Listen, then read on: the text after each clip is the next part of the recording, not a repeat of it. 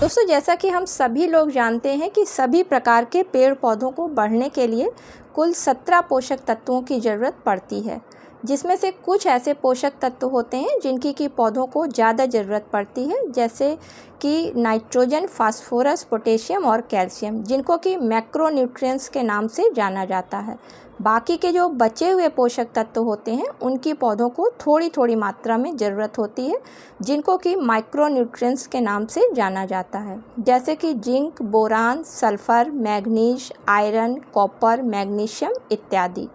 और दोस्तों, अगर इनमें से किसी एक चीज़ की भी कमी रह जाती है पौधे में, तो उसके लक्षण पौधे के ऊपर नज़र आने लगते हैं। तो आज के वीडियो में मैं आप लोगों के साथ में एक ऐसी चीज़ को शेयर करूंगी जिसको कि इस्तेमाल कर आप अपने पौधों से माइक्रोन्यूट्रिएंट्स की कमी को दूर कर सकते हैं। और फ्रेंड्स, ये बहुत आसानी से हर किसी के घर में मिल भी जाती है। तो ये कौन सी चीज़ है और किस तरीके से इसे अपने पौधों पर इस्तेमाल करना है तथा कितने समय के अंतर पर करना है, आगे वीडियो में चलिए देखते हैं। नमस्कार दोस्तों, मेरे यूट्यूब चैनल पर आप सभी लोगों का हार्दिक स्वागत है। तो दोस्तों, ये मल्टीविटामिन्स की गोलियां और कैप्सूल हैं जो कि आज के समय में हर घर में काफ़ी अधिक मात्रा में इस्तेमाल होते हैं।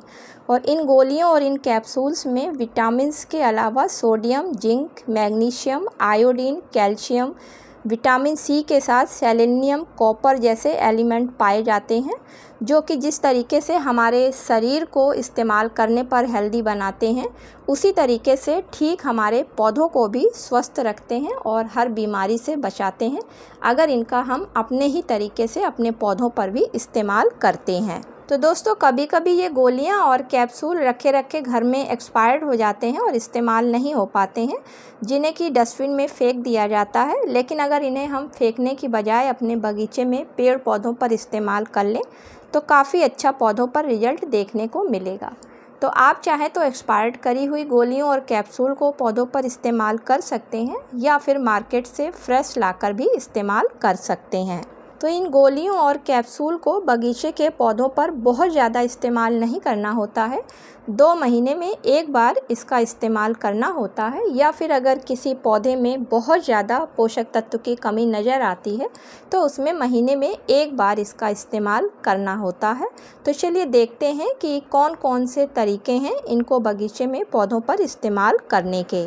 तो इनको इस्तेमाल करने के 3 बहुत ही ज़्यादा आसान से तरीके हैं। तो जो पहला तरीका है कि अगर आपके पास समय बिल्कुल भी नहीं है, तो आप 10 इंच के गमले में देना चाहते हैं, तो आधी टैबलेट को ले लें और मिट्टी में किनारे की तरफ लगभग 2 इंच का एक होल बनाकर उसमें आधी टैबलेट को दबा दें, क्योंकि पौधे की जितनी भी फीडर रूट्स होती हैं वो सब किनारे की तरफ होती हैं। तो इस तरीके से जैसे जैसे ये गोली गलती जाएगी, वैसे वैसे पौधे की फीडर रूट्स इसको लेकर और पौधे की मेन रूट में पहुंचा देगी, और मेन रूट जो है वो पौधे के सभी भागों में इन पोषक तत्वों को पहुंचा देगा।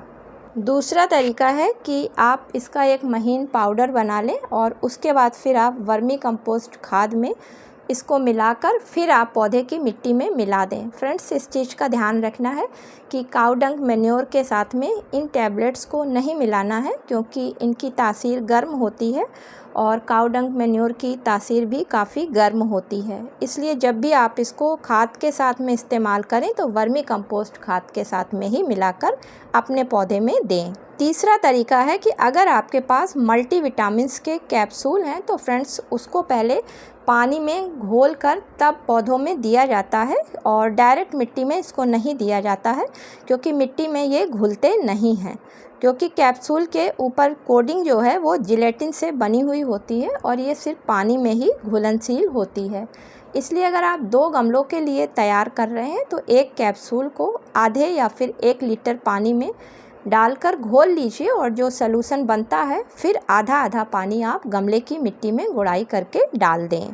तो दोस्तों, इस तरीके से आपके घर में भी अगर कोई टैबलेट या कैप्सूल मल्टीविटामिन्स के एक्सपायर्ड हो गए हैं तो उसको आप बगीचे में अपने पौधों पर इस तरीके से इस्तेमाल कर सकते हैं। तो रिज़ल्ट आपको काफ़ी अच्छा देखने को मिलेगा। तो उम्मीद करती हूँ कि आज का वीडियो आप लोगों को पसंद आया होगा। फ्रेंड्स, पसंद आया हो तो इसे लाइक और शेयर करिएगा। मिलती हूँ किसी अगले वीडियो में किसी नई जानकारी के साथ में। तब तक के लिए दोस्तों, हैप्पी गार्डनिंग।